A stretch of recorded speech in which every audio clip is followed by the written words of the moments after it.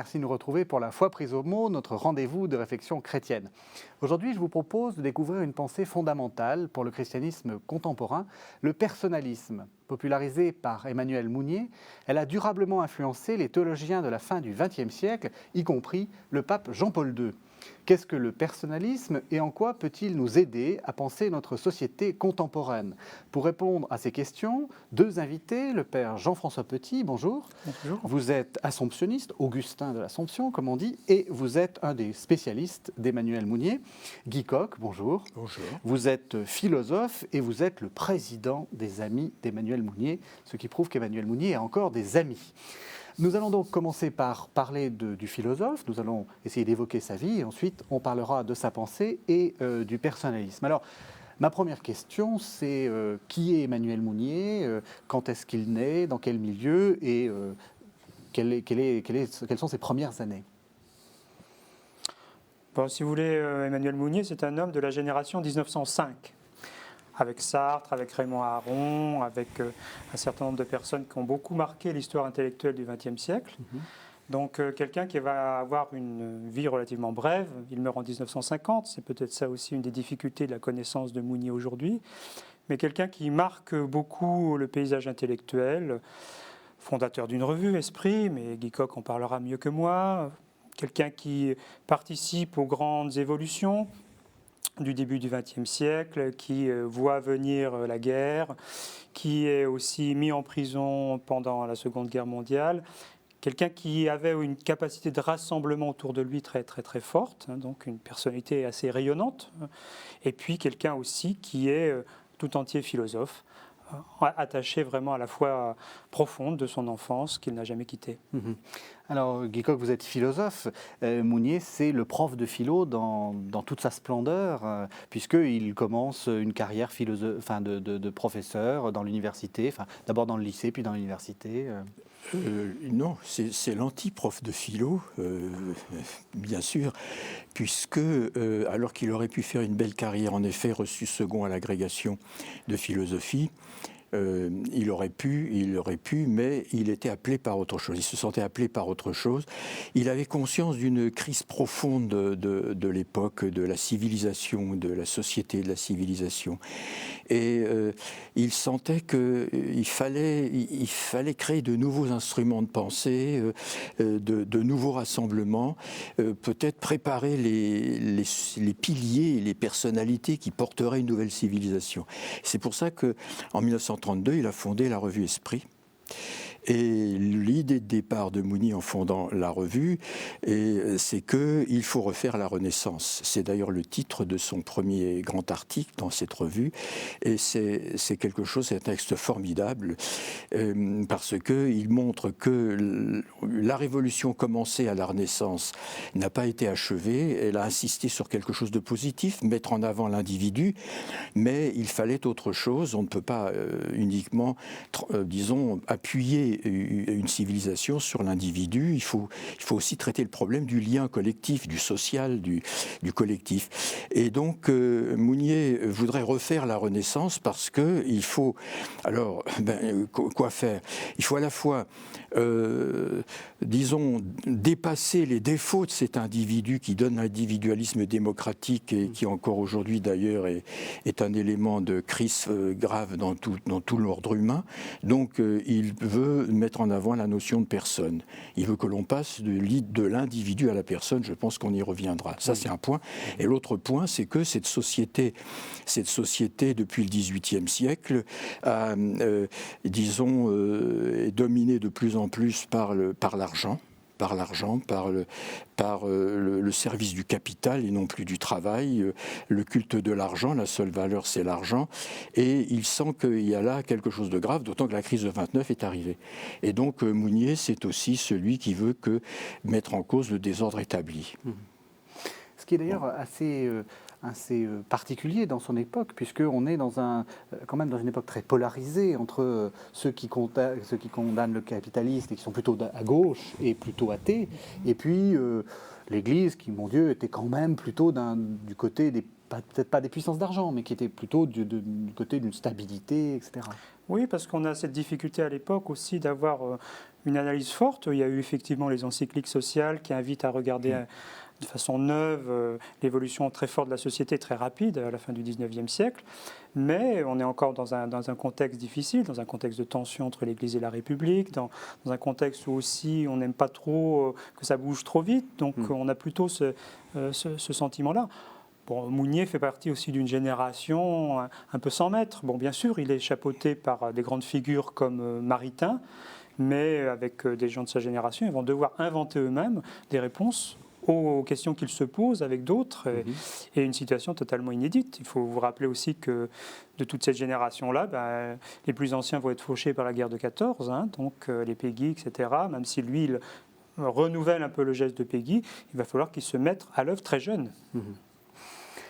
La comparaison avec Sartre me semble aussi, même si ce n'est pas du tout le même bord politique, me semble aussi importante parce que ça fait partie de ce qu'on a appelé des intellectuels engagés. Alors actuellement, on a un peu de mal à savoir ce que c'est qu'un intellectuel engagé, puisqu'on se demande s'il y a des intellectuels et on ne sait pas s'ils sont engagés. C'est quoi un intellectuel engagé?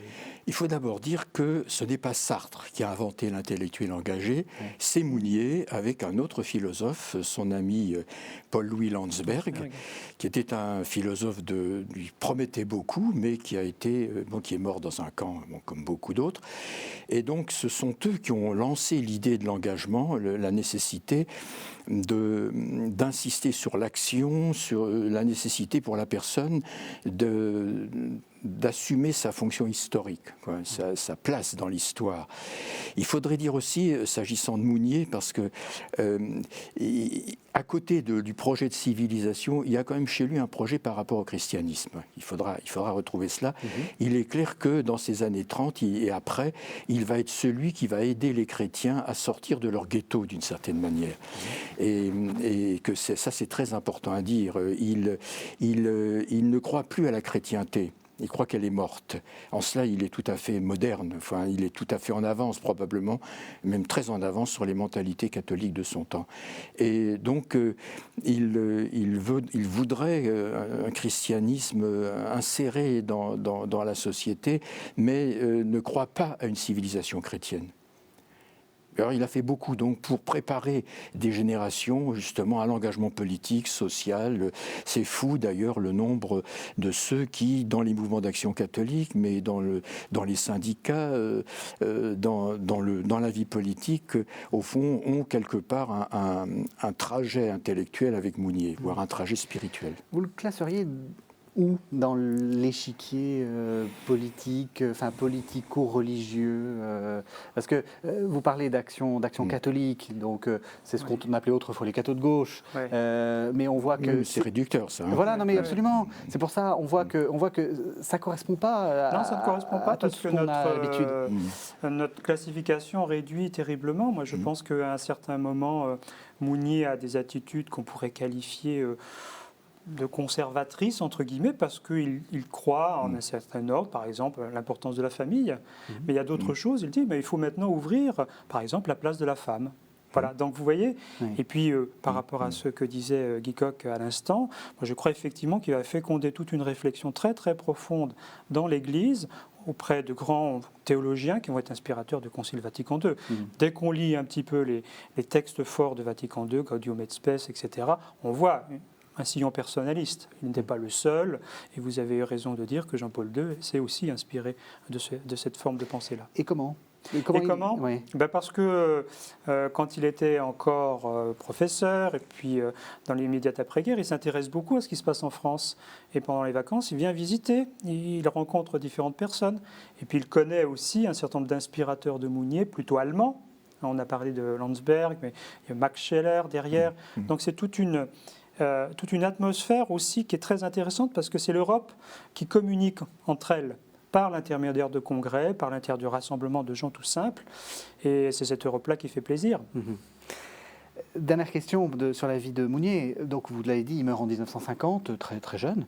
En 1950, il est surtout le rédacteur en chef de la revue Esprit. Enfin, parce que la revue est sur Internet et on voit le nombre d'articles qu'il écrit.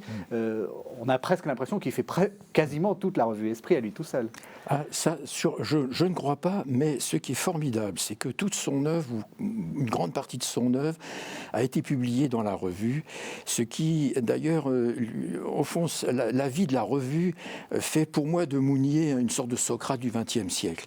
C'est-à-dire que c'est quelqu'un qui est constamment, du coup, son œuvre est prise dans le développement historique, parce qu'une revue, ça suit l'époque. Une revue, ce n'est pas un hebdomadaire, ce n'est pas un quotidien. Mais enfin, mensuellement, cela doit suivre l'actualité, disons, de manière très proche, très, très, très pointue. Alors, il y a ça chez lui, et il y a unité de la vie, de la pensée et de l'action. C'est en cela que je crois que c'est un véritable Socrate, parce que aussi, à cause de la revue, toute l'œuvre de Mounier se passe dans le dialogue avec les autres.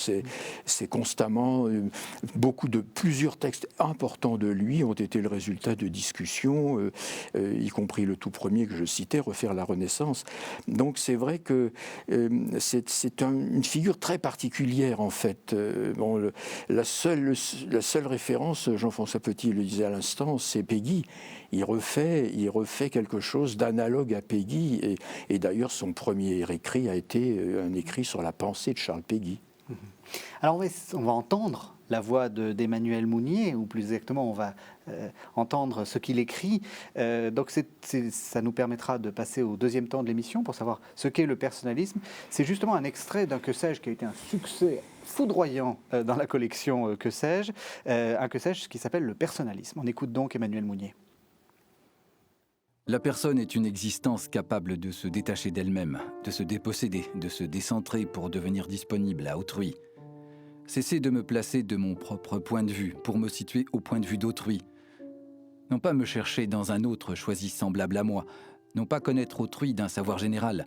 Le goût de la psychologie n'est pas l'intérêt à autrui, mais embrasser sa singularité de ma singularité dans un acte d'accueil et un effort de recentrement.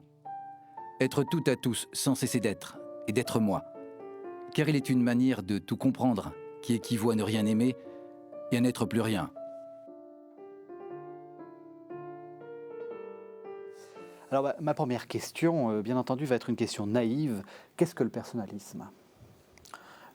Qu'est-ce que le personnalisme ? Moi, je dirais plutôt philosophie de la personne et de la communauté. Mounier n'aimait pas beaucoup les ismes. Vous savez, quand on s'en va du côté du marxisme, du communisme, ou du capitalisme, ou du socialisme, on fait parfois fausse route. Philosophie de la personne, parce qu'il croit vraiment qu'une société, si elle veut être fondée valablement, doit s'appuyer sur les personnes. Et là, il y a toute une discussion qui s'impose aujourd'hui, me semble-t-il, sur la différence entre personnes, individus, sujets. Ça ne renvoie pas au même concept et ça ne renvoie pas au même champ de référence.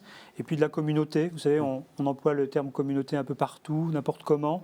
Et Mounier pense véritablement une possibilité de communion entre les personnes et d'ensemble fort. Voilà, je dirais ça comme ça. La communauté, ce n'est pas la société.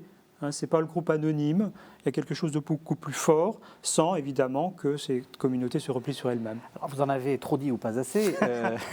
Justement, vous avez fait une distinction conceptuelle intéressante entre personne, individu, sujet. Ouais. Alors, qu'est-ce que c'est que la personne, justement ? Personne. Donc, ce qu'on pourrait dire, c'est que justement, la personne, pour Mounier, c'est un mot qui lui permet de saisir la réalité humaine dans sa globalité, dans toute sa globalité. Donc il y a à la fois l'individu, parce que Mounier ne nie pas qu'il y ait de l'individu dans l'homme. L'individu, c'est quoi ? C'est moi ? Alors l'individu, le moi, c'est encore autre chose. Non, l'individu, pour Mounier, c'est la partie où la personne, disons, touche à la matière. Et donc, c'est aussi donc une sorte de réalité close. Alors qu'il ne faut pas oublier, donc, c'est déjà ça, c'est le corps, la personne est corps aussi, elle est chair. La personne, ce n'est pas la personnalité, quoi qu'on le dise quelquefois, parce que pour Mounier, la personne est un mouvement de transcendance. Alors, il y a plusieurs directions à cette transcendance. D'abord, vers soi-même, la personne n'est pas achevée. Elle s'achève dans la découverte de sa vocation, comme un chiffre secrets à décrypter. L'autre transcendance, c'est la transcendance vers autrui. Parce que la personne sans autrui n'est rien, elle est dans la qualité de sa relation avec autrui. Et il y a un troisième mouvement de transcendance qu'on oublie souvent, c'est la question, c'est vers les valeurs. La personne est tendue vers les valeurs. Et il y a une philosophie des valeurs chez Mounier, mais il ne fait pas des valeurs quelque chose d'abstrait. Pour Mounier, la valeur n'est présente qu'à travers les personnes. Je peux dire ça rapidement. Alors, c'est intéressant ce que vous dites parce que, justement, vous parlez de la personne en évolution, qui était un thème très important pour Mounier. C'est un dépassement continuel. Qui contredit un peu ce qu'on entend très souvent dans notre société, où on réduit les gens à leurs actes, ou pire, on réduit les gens à leur origine. Ça, pour Mounier, c'est impossible, c'est insupportable. C'est impossible. Dans les grands débats qu'on a actuellement en matière d'éthique, il est quand même important d'avoir une définition conséquente de la personne. Non pas pour tomber dans un intégrisme, entre guillemets, de la personne, mais pour dire quand même, il y a là un enjeu fondamental sur l'humain, et le terme le plus approprié, me semble-t-il, pour l'instant, c'est la personne. Et Guy Coq a eu raison de le souligner. Respecter la dimension de vocation profonde, c'est-à-dire une personne, elle est faite pour effectivement aller de l'avant, de communion avec les autres, c'est-à-dire elle est faite pour être en société avec les autres, puis en même temps qu'une personne puisse aussi porter des valeurs, y compris des valeurs spirituelles. Pour une éducation aujourd'hui, c'est quand même incontestable. Et je suis quand même parfois un peu choqué quand un certain nombre de pédagogues nivellent complètement cette dernière dimension. L'éducation spirituelle, c'est une éducation qui me semble à pouvoir mener avec des enfants. Vous voulez dire que traiter les enfants comme des personnes, c'est aussi leur parler de Dieu? C'est aussi les ouvrir à une dimension qui les dépasse. Alors après, on pourra dire c'est Dieu. Bon, peut-être que dans certains cas, on n'ira pas jusque-là, mais ça vaut quand même le coup de respecter ça. Pourquoi sinon les enfants le sentent bien qu'il y a un manque. C'est un mouvement de transcendement. Mounier n'aime pas le mot transcendance pour parler de la personne. Il dit je préfère presque le verbe de se transcender. Et ce qu'il faudrait dire dans le complément de ce que dit Jean-François Petit, c'est que pour lui, la personne permet de surmonter la cassure entre les individus et la société. Parce que c'est ça notre situation.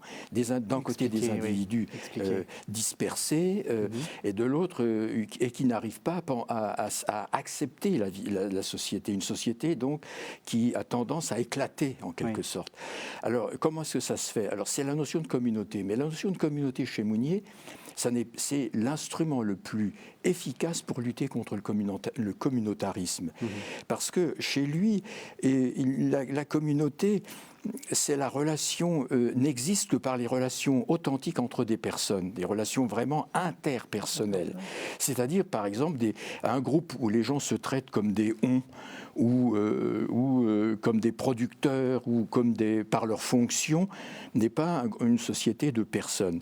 Autrement dit, pour Mounier, il n'y a pas de contradiction entre l'épanouissement de la personne et sa vie dans la communauté, puisque la personne a besoin de la relation riche, interpersonnelle avec l'autre pour être. Elle n'est pas toute seule.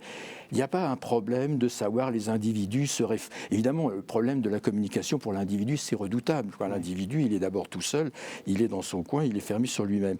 Alors que pour Mounier, l'importance de passer de l'individu à la personne, c'est que la personne, elle est d'emblée ouverte à la totalité de l'humain. Pour Mounier, la vraie communauté, au fond, ça serait l'humanité. Ce n'est pas réalisable matériellement, mais ce serait l'humanité. Rien n'est exclu. Il n'y a pas d'exclusion.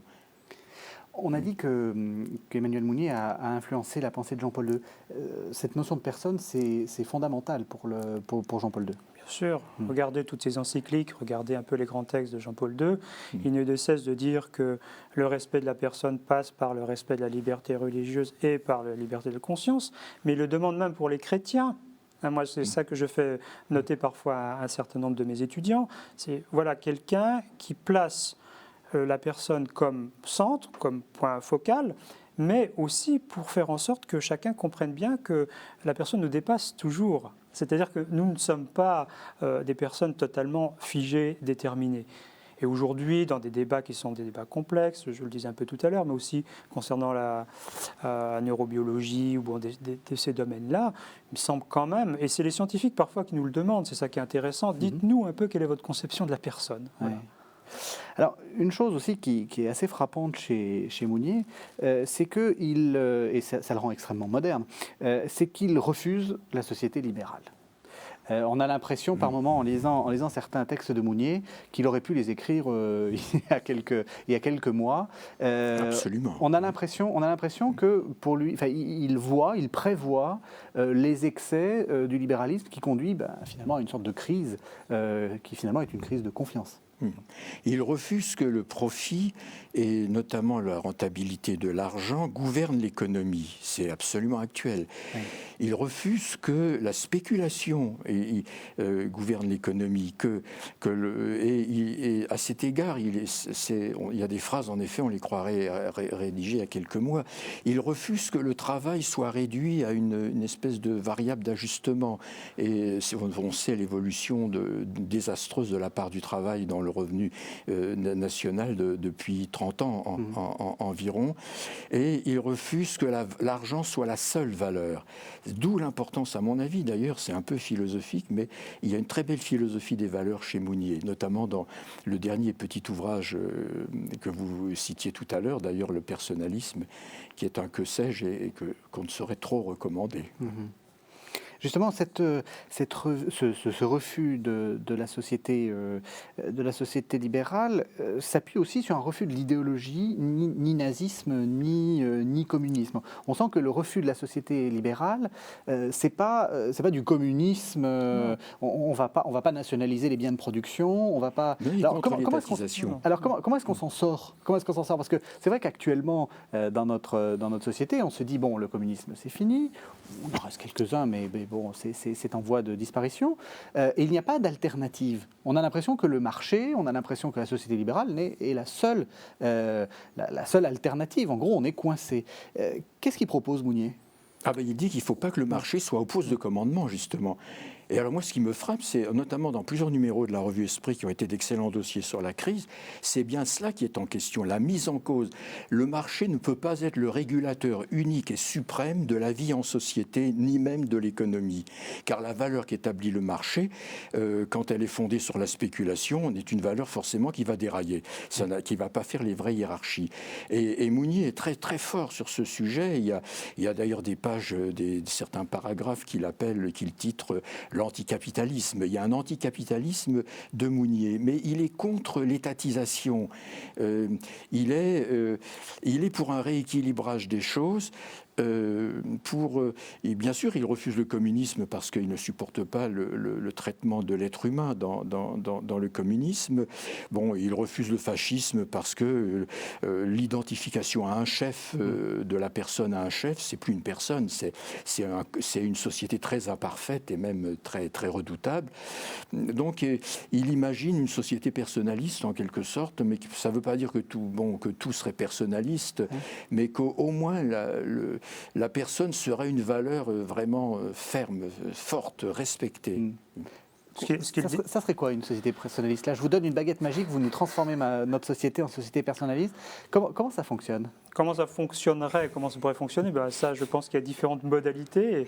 Et aujourd'hui, ceux qui travaillent un peu dans cette direction-là, tant au plan de la pédagogie que de l'économie, que du monde politique, mériteraient aussi de se rencontrer un peu plus souvent. Oui. C'est ce que je dirais d'abord.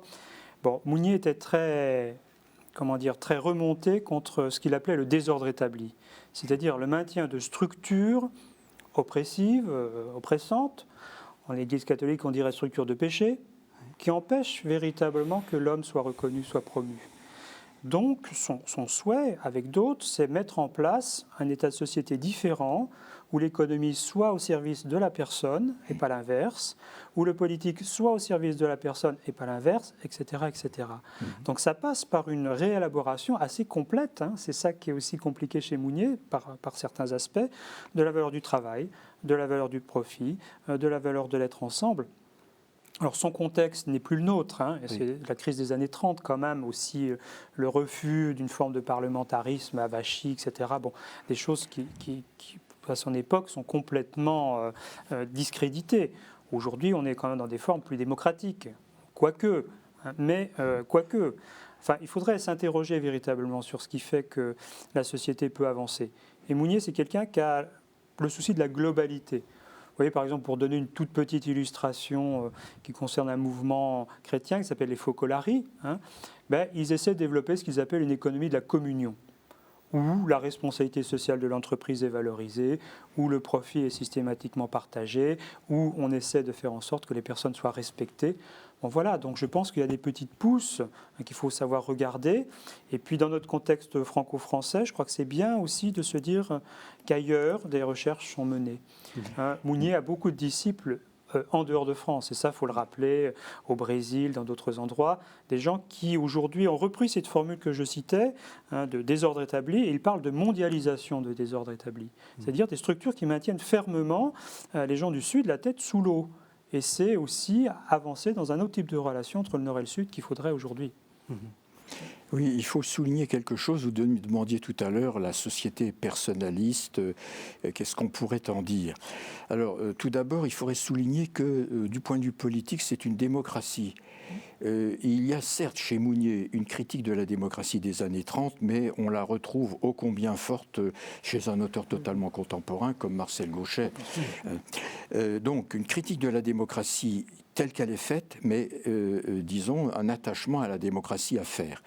Pour dire les choses, il est assez proche d'un homme comme Proudhon, c'est-à-dire qu'il voit beaucoup de fédéralisme, beaucoup de décentralisation, mais contrairement aux anarchistes, Mounier ne nie pas la nécessité d'un pouvoir politique de l'État. Et alors il y a un autre point qu'il faudrait mentionner, puisqu'en effet, par rapport au marxisme, Mounier ne présente pas une utopie complète. On pourrait dire que chez lui, l'utopie, elle est négative d'une certaine manière. Il sait ce qu'il ne faut pas faire, mais il est conscient de l'incertitude de l'histoire. C'est-à-dire que, du coup, c'est ce que je viens de dire le rendait faible du temps des grandes utopies, parce que, et au fond, chez Mounier, on ne trouvait pas le projet d'une société prolétarienne, etc. On n'avait pas la grande force de certaines pensées socialistes ou communistes. On n'avait pas ça. Mais aujourd'hui, justement, ça devient une grande force pour lui, parce qu'il a une puissance de refus du monde, de la globalité du monde comme il va. Il sait ce qu'il faut refuser, mais il sait aussi qu'on ne peut pas dire quelle est la bonne société, parce qu'au fond, il n'y a pas de société parfaite. Il faut espérer aller vers une société meilleure, il faut espérer que l'histoire n'ira pas vers des catastrophes, mais Mounier n'est pas un naïf, il ne croit pas au progrès comme une espèce de fatalité, comme quelque chose qui serait assuré, si vous voulez, de manière définitive. Il croit que des catastrophes sont possibles, mais qu'il faut disons, essayer de s'en prémunir. Il y a chez lui une vision de l'histoire qui me paraît beaucoup plus praticable aujourd'hui que celle des grands penseurs de Hegel à Marx, en passant par quelques autres.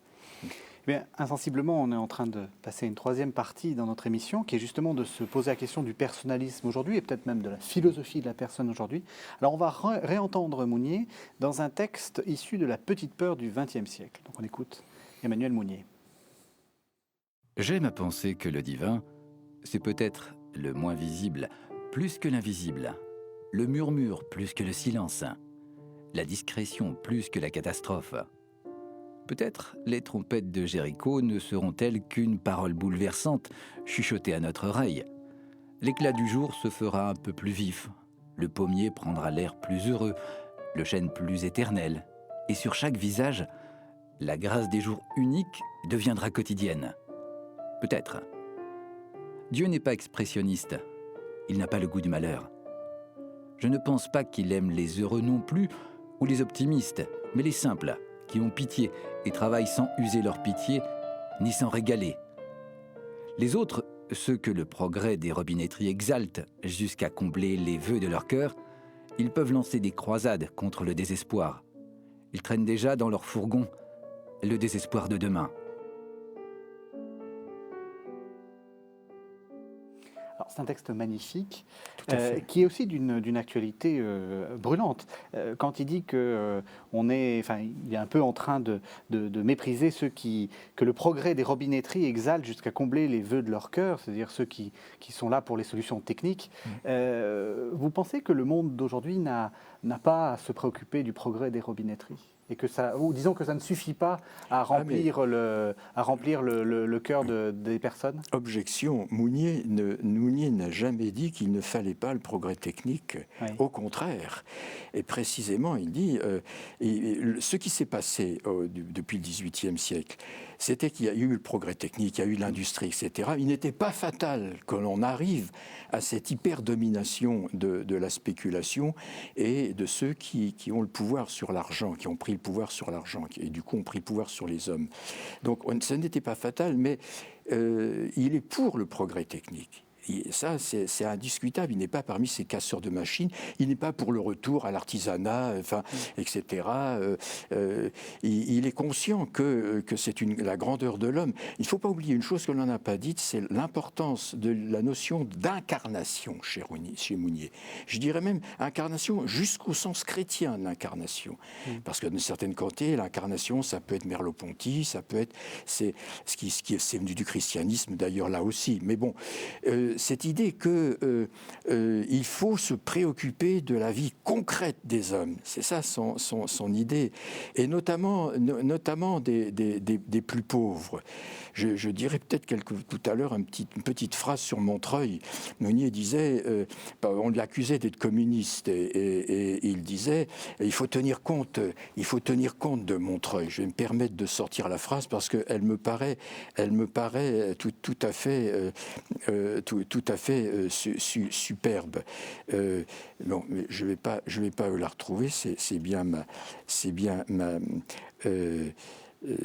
Il dit dans ce passage que je cherche bêtement qu'il faut tenir compte de Montreuil, parce que Montreuil, certes, les gens de Montreuil sont communistes, là voilà. Montreuil, c'est une banlieue parisienne. C'est une banlieue parisienne. Les gens de Montreuil ou de Clichy, pour eux, vu de Montreuil, le communisme, c'est l'armature des réprouvés, la seule qui compte à leurs yeux, le seul espoir de leur journée.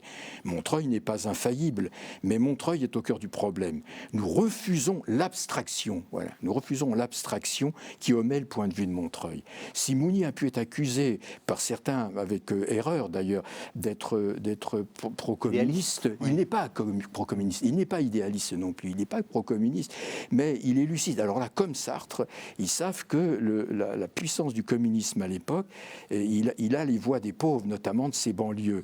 Il y a des textes, d'ailleurs, le texte qui suit, ce que je viens de citer, et ce qu'il dit des banlieues à son époque, ça, on pourrait le dire aujourd'hui la même chose. C'est les réprouvés, quelque chose comme ça. Il y a quelque chose là d'étrangement prémonitoire, ou je ne sais pas. Est-ce qu'il existe encore des philosophes personnalistes? Est-ce que le personnalisme a encore en tant que doctrine ou en tant que pensée, a encore des troupes? Et vers quoi va-t-on plus Combien exactement? de divisions? Voilà, non, le personnalisme, combien de divisions? On a eu un des plus grands philosophes français, malheureusement, qui nous a quittés il y a quelques années, Ricoeur. Ricoeur a récupéré tout l'héritage, en fait. Une grande partie, il a développé, il a considérablement amendé à certains endroits. Moi, je pense qu'effectivement, il y a quelques années, on avait organisé un colloque pour essayer aussi de mieux faire connaître, avec le soutien effectivement du philosophe Paul Ricoeur, de Jacques Delors et d'autres. Bon, moi, ce qui m'avait beaucoup frappé, j'étais plus jeune à l'époque, il y a de ça une dizaine d'années, c'était ce croisement de 3 générations de témoins historiques, de gens qui ont vraiment vécu, qui ont connu de près, des gens qui se sont inspirés dans la pédagogie, dans le domaine social, syndical, et puis politique, et puis les plus jeunes qui ont manifesté un très grand intérêt, qui continuent aujourd'hui. Moi, quand je parle à mes étudiants de Mounier, ils disent oui, ça nous intéresse. Alors, effectivement, moi, je pense qu'il faut qu'on soit un peu attentif. Il y a des philosophes médiatiques qui parfois occupent un peu le devant de la scène. Puis il y a ceux qui travaillent en profondeur et qui travaillent à leur rythme. Le grand succès du colloque qui a eu lieu à Rennes le prouve, c'est-à-dire qu'il y a une attente. Il y a beaucoup de gens qui sont venus ici pour effectivement partager déjà un peu leurs connaissances et puis avoir envie d'avancer avec d'autres. Justement, qu'est-ce qui est à garder de cette philosophie? Qu'est-ce qui est la chose qui peut nous aider à avancer et peut-être à combattre cette société libérale dont on se dit elle est en crise et on n'a pas d'alternative? Pour moi, c'est très clair, c'est la méthode. Oui. C'est la méthode. Mounier, d'ailleurs, refusait que le personnalisme puisse être transformé en une doctrine prête à porter dont on pourrait déduire les solutions. Il y a un autre terme qui est très important chez lui et qu'on n'a pas évoqué, c'est l'événement. L'importance de l'événement. L'événement, écrit-il dans une lettre presque à la veille de sa mort à Jean-Marie Domnac, sera notre maître intérieur. Et ça, il le pensait depuis toujours. C'est-à-dire il ne faut pas aller vers l'histoire avec des a priori. Il faut tenir compte des événements et tirer le maximum des événements. Mais c'est lié aussi à quelque chose d'autre chez Mounier qui est essentiel. Parmi les choses les plus vivantes de sa pensée, si on peut dire, il y aurait la réflexion sur la personne, il y aurait aussi la réflexion sur l'engagement. On n'a pas beaucoup parlé de cela, mais pour Mounier, une personne qui ne s'engage pas ne se réalise pas.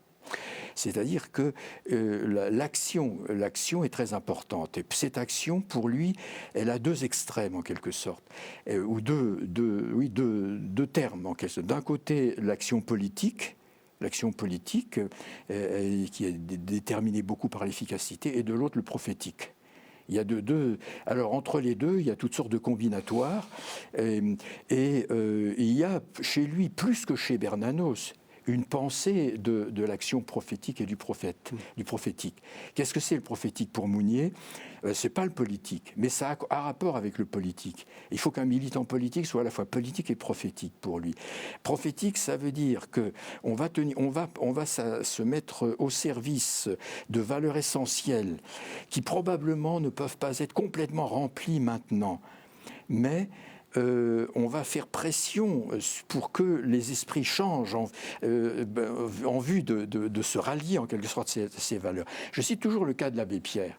Quand en 1954, l'abbé Pierre pousse son grand cri sur l'insupportabilité de ces gens qui meurent dans la rue, au fond, il est prophète. Il est prophète parce qu'il met en avant une valeur qui n'est pas reconnue. Et quelque chose qu'il faudrait prendre en compte. Les politiques sont dépassés. L'action prophétique ne peut pas être directement le fait d'un programme politique, même si on peut exiger des politiques qui n'oublient pas justement cette exigence dont est porteur le prophétique. Oui. Alors, par ailleurs, je veux dire que chez Mounier, la question de l'engagement est décisive. Et si on veut former des citoyens aujourd'hui, il faut leur donner à comprendre, il faut leur donner aux enfants, aux jeunes, la compréhension de ce que Mounier et Landsberg disent sur l'engagement. Quand Mounier dit s'engager, et avec Landsberg d'ailleurs, il ne faut pas attendre des fins parfaites pour s'engager. Bon. Il ne faut pas non plus attendre des moyens parfaits. Parce que tous les groupes humains ne sont jamais qu'imparfaits. Mais il faut être rigoureux sur quelques valeurs essentielles. L'engagement, c'est quoi ? C'est forcément un engagement politique ? Non, mais il ne faut pas exclure l'engagement politique. C'est ça que veut dire mon écart. Oui, c'est pour ça, parce que c'est vrai qu'on a l'impression que... L'engagement spirituel aussi, si vous voulez. Parce qu'on a l'impression que le christianisme actuel est très méfiant vis-à-vis de la politique. C'est que alors qu'il y a eu dans les années 50 beaucoup d'engagement, on a l'impression que le christianisme n'a plus à s'engager et il n'a plus à faire de politique. Ça, je pense que c'est un peu une erreur. Il faut bien s'entendre sur les choses. Quand les évêques en France invitent à la réhabilitation du politique, quand ils militent pour une forme politique un peu rénovée, quand un certain nombre de chrétiens aussi se disent que la chose commune, le bien commun est aussi leur affaire, moi je pense que c'est tout à fait heureux. Et ça, en fait, on peut le comprendre un peu à la suite de Mounier. Mounier, c'est quelqu'un qui préfigure totalement l'engagement des chrétiens dans le monde. On sort d'une époque où l'Église se considère comme forteresse assiégée, où on valorise la dignité du sacerdoce commun des baptisés, où on valorise aussi une forme d'Église participative. Donc il préfigure largement ce que je disais tout à l'heure, le Concile Vatican II. Et c'est vrai que Mounier vit un dynamisme du christianisme d'incarnation aussi très forte. Et des formules de lui aussi sont très conséquentes. Mon évangile sera l'évangile des pauvres. Donc si on ne place pas les pauvres aussi au centre de notre réflexion, on n'avance pas dans une société. Et c'est ce que Mounier transmet à des militants, à des prêtres aussi. Beaucoup se sont nourris, il y a toute une génération de prêtres aussi qui ont fait une lecture spirituelle de Mounier. Et c'est vrai que certaines pages de Mounier, moi j'ai pas peur de le dire, se lisent un peu comme l'Évangile. Moi quand j'ai lu Mounier, quand j'étais plus jeune étudiant, on avait l'impression quand même de trouver quelqu'un qui était complètement irrigué par la foi, le vivait de façon très très paisible avec sa femme aussi, avec les gens avec lesquels il a partagé sa vie, et qui lui donnait une assurance quand même très forte. Oui, on le voit bien dans le texte, là où il parle des trompettes de Jéricho qui ne seront qu'une parole bouleversante, mais chuchotée à notre oreille. Justement, cette question de l'engagement va aussi dans la question de l'engagement dans le débat, et en particulier dans le débat éthique. Et cette question de la personne qui est centrale, au moment où on est en train de se demander s'il est légitime d'euthanasier les gens, s'il est légitime d'utiliser des embryons, etc. Qu'est-ce que une philosophie centrée sur la personne a à dire dans un monde qui, justement, est là préoccupé des progrès de la robinetterie, sauf que c'est de la robinetterie humaine? Bien, c'est qu'elle a à dire que la dimension éthique est décisive. On parlait de l'économie tout à l'heure. Mounier explique que entre l'éthique et l'économique, il y a l'action politique. C'est pour compléter ce qu'on disait de l'engagement. C'est-à-dire que l'action politique doit être, par rapport à l'économique, porteuse des exigences. Autrement dit, il ne faut pas faire de moralisme. Oui. Donc, avec de bonnes raisons, de la bonne conscience, mais inefficace. Quoi. Il a ce sens-là. Maintenant, sur l'éthique, la philosophie des valeurs est chez lui quelque chose d'important, et je trouve que c'est une des choses les plus méconnues et les plus oubliées. Tout le monde se réfère aujourd'hui à des enjeux de valeurs, etc., mais qui pense vraiment rigoureusement cette question des valeurs? Chez Mounier, on a une pensée très, très, très, très ferme là-dessus. Alors, il n'a pas connu les débats sur l'euthanasie, etc. Mais on devine de quel côté il pourrait être. Mais ceci dit, au fond, sa pensée n'est pas là pour nous dicter des positions toutes faites. J'y reviens, ce n'est pas des positions toutes faites. Ce qu'on peut dire à des gens qui essaieraient, comme le disait Jean-François, de méditer Mounier et d'entrer vraiment dans sa pensée, c'est qu'ils vont avoir une conscience beaucoup plus alertée aux enjeux éthiques fondamentaux, personnels et collectifs. Et du coup, vraisemblablement, en tout cas, le choix qu'ils prendront sera beaucoup plus fondé de point de vue éthique. Je ne dis pas lequel, parce que on n'est pas des machines. Oui, puis Mounier défend assez bien un pluralisme en matière éthique comme en matière politique. C'est-à-dire que les gens qui se réclament aujourd'hui de Mounier peuvent être situés très différemment au plan politique. Alors il y a peut-être une cohérence parfois un peu à avoir, mais en tout cas, il veut que les conditions du débat public, c'est peut-être là aussi que l'éthique se joue, les conditions minimales d'un débat éthique puissent avoir lieu. C'est-à-dire qu'on puisse arriver à s'entendre, qu'on puisse arriver à s'écouter, qu'on puisse arriver à mettre ensemble aussi nos richesses. Et ça, je pense parfois que notre société dite de communication abrase nos capacités réelles. Et parfois on confond, c'est un peu pour rejoindre ce que vous disiez, la multiplication des possibilités d'information avec un besoin de communication réelle. Regardez la solitude dans la société française. Enfin, c'est pas parce qu'on peut avoir tout un tas de choses sur Internet ou autre que les gens communiquent mieux. Je crois qu'il faut distinguer le niveau de l'information et le niveau de la communication. Et Mounier est quelqu'un qui aide aussi à penser une société plus juste. Le souci de la justice est quand même central chez lui. Donc, je pense qu'il y a là matière à puiser. Dans le débat éthique actuel, qu'est-ce qu'il aurait à dire, justement, en mettant au centre cette notion de personne? Quelle serait sa voix? Sa voix, ça serait sans doute une voix, j'ai envie de dire, du partage des convictions d'abord, du rassemblement prudent, avec une certaine prudence aussi, de ce qui nous fonde. D'une visée un peu prospective commune. Vous voyez, je réponds de façon un peu vague, mais je pense que c'est un peu ça qui serait au cœur de son action. C'est difficile de le faire parler, mais on voit bien, en son temps, il s'oppose très fermement à une éthique, une morale du code. C'est-à-dire, tu dois faire ça, etc. Donc, ce n'est pas un kantien pur et dur, en disant, voilà, il faut faire comme ça, comme ça, comme ça. Mais en même temps, ce n'est pas quelqu'un qui est porté au laxisme. Donc voilà, c'est ma question. Est-ce que vous êtes prêtre catholique? Quand vous dites qu'il n'y a pas de morale du code, Oui. Ça fait frémir. Non, mais du code au sens dur du Oui. terme. Hein, Exclusif, où le code serait le premier. Le prescriptivisme, en fait. On dit tu dois faire ça comme ça. Au fond, je pense que le christianisme n'est pas une religion du code. Ben, j'espère. Je l'espère profondément. Et en même temps, je vous le dis, il n'est pas du tout laxiste, hein, parce qu'à son époque, bon, les gens se réfèrent plus ou moins bien à quelqu'un comme Gide. Bon, et Mounier n'est pas du tout dans l'esthétisme de Gide, en disant chacun fait un peu comme il le sent. C'est pas ça du tout, hein, chez Mounier. Hein. Il y a d'abord ce souci de la personne, cette prise en compte de l'humain intégrale. Hein, il n'est quand même pas si loin de Maritain que ça. Il serait dans la rupture avec certaines choses. Quoi. Ça, c'est clair. Aujourd'hui, à mon avis, il serait furieux au fond du fait qu'on n'ait pas tenu compte de la crise.